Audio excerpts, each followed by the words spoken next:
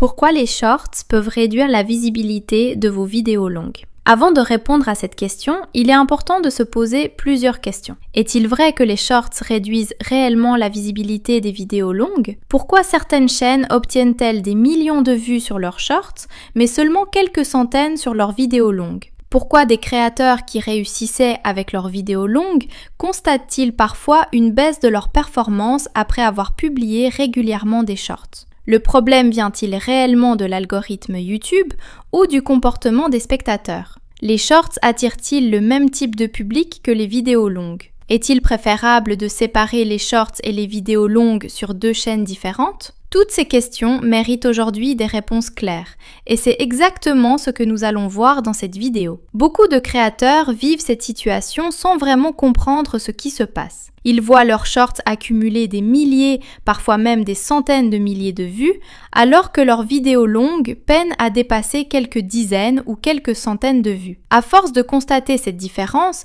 certains abandonnent complètement les vidéos longues pour ne publier que des shorts, pensant que l'algorithme YouTube les pénalise. D'autres vont encore plus loin. Ils parlent d'une injustice de l'algorithme, suppriment leurs vidéos longues, changent complètement de stratégie ou créent une nouvelle chaîne uniquement consacrée aux shorts. Mais est-ce vraiment la bonne décision? N'oubliez jamais une chose. Au-delà des vues, les vidéos longues offrent souvent un potentiel de revenus plus élevé que les shorts. En prenant une décision basée uniquement sur les performances de vos shorts, vous risquez de freiner la croissance de votre chaîne et de réduire votre potentiel de rémunération à long terme. C'est pourquoi, dans cette vidéo, nous allons analyser cette question en profondeur. Nous allons comprendre comment YouTube recommande les shorts et les vidéos longues, pourquoi certaines chaînes rencontrent cette situation, quelles erreurs il faut éviter et quelles solutions concrètes vous pouvez mettre en place pour améliorer les performances de vos vidéos longues. Avant de commencer, si cette vidéo vous apporte de la valeur, je vous demande de laisser un j'aime, de vous abonner à la bonne façon et d'activer la cloche de notification. C'est la meilleure façon de nous soutenir et de permettre à cette chaîne de continuer à produire des vidéos de qualité pour vous aider à réussir sur YouTube. Commençons maintenant par répondre à la première question. Les shorts réduisent-ils réellement la visibilité des vidéos longues? La réponse est nuancée. Contrairement à ce que beaucoup pensent, vous devez savoir que YouTube ne pénalise pas automatiquement une chaîne simplement parce qu'elle publie des shorts et des vidéos longues. Au contraire, YouTube permet à tous les créateurs de publier ces deux formats sur une même chaîne. Cependant, retenez bien ceci, YouTube ne recommande pas les shorts et les vidéos longues de la même manière. C'est un point très important que beaucoup de créateurs ignorent. Les shorts sont principalement proposés dans le flux Shorts, où les utilisateurs font défiler rapidement des vidéos verticales. Les vidéos longues, quant à elles, sont davantage recommandées sur la page d'accueil, dans les vidéos suggérées, dans les résultats de recherche et sur la page des abonnements. Autrement dit, les deux formats n'utilisent pas exactement les mêmes systèmes de recommandation. Alors, pourquoi certains créateurs ont-ils l'impression que leurs vidéos longues ne sont plus recommandées après avoir publié beaucoup de shorts? La première explication est que vos vidéos longues ne sont peut-être pas encore suffisamment diffusées par YouTube. Lorsqu'une vidéo longue est publiée, YouTube commence souvent par la montrer à un nombre limité de spectateurs. La plateforme observe leurs réactions. Est-ce qu'ils cliquent sur la vidéo? Combien de temps la regardent-ils?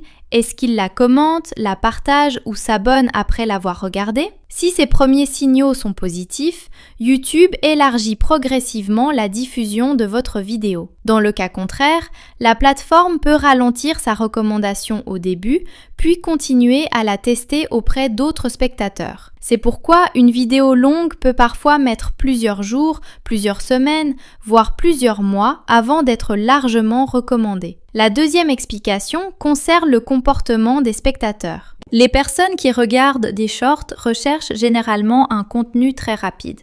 Elles veulent obtenir une information, rire, apprendre quelque chose ou se divertir en quelques secondes.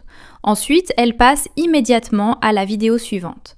À l'inverse, une vidéo longue demande davantage de disponibilité et un engagement plus important. Or, ces premiers signaux sont importants pour YouTube. Cela peut ralentir la diffusion initiale de votre vidéo, non pas parce qu'elle est bloquée, mais parce que la plateforme cherche encore le public le plus susceptible de l'apprécier.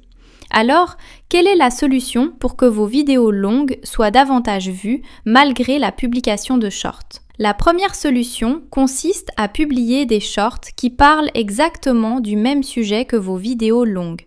Vos deux formats doivent attirer le même public. Si vos vidéos longues parlent de YouTube, vos shorts doivent également parler de YouTube. Évitez de publier des shorts sur un sujet et des vidéos longues sur un autre. La deuxième solution est d'utiliser les shorts comme une bande-annonce de vos vidéos longues. Au lieu de raconter toute l'histoire dans le short, donnez seulement une partie de l'information et invitez les spectateurs à regarder la vidéo complète sur votre chaîne. La troisième solution est de laisser du temps à vos vidéos longues. Beaucoup de créateurs les jugent après seulement quelques heures, puis les suppriment. Pourtant, une vidéo longue peut commencer à être recommandée plusieurs jours, plusieurs semaines, voire plusieurs mois après sa publication. Vous devez donc être patient. La quatrième solution est d'améliorer votre miniature et votre titre. Même si YouTube recommande votre vidéo, les spectateurs ne cliqueront pas si votre miniature n'attire pas leur attention ou si votre titre ne suscite pas leur curiosité. La cinquième solution est de travailler les 30 premières secondes de votre vidéo. Si les spectateurs quittent rapidement votre contenu, YouTube peut réduire sa diffusion. En revanche, si vous retenez leur attention dès le début, vous augmentez vos chances d'être davantage recommandés. La sixième solution est d'analyser YouTube Studio. Regardez votre taux de clic, votre durée moyenne de visionnage, votre rétention d'audience et les sources de trafic. Ces données vous indiqueront ce que vous devez améliorer. Enfin, retenez une chose très importante. Ne publiez pas des shorts uniquement pour obtenir des vues. Publiez des shorts qui donnent envie aux spectateurs de regarder vos vidéos longues. Vos shorts doivent devenir une porte d'entrée vers votre contenu principal et non un contenu qui le remplace. Lorsque vos shorts, vos vidéos longues et votre audience suivent la même direction, ils peuvent se renforcer mutuellement. Votre objectif n'est donc pas seulement d'obtenir des vues sur vos shorts, mais de construire une audience qui apprécie aussi vos vidéos longues et qui reviendra les regarder à chaque nouvelle publication.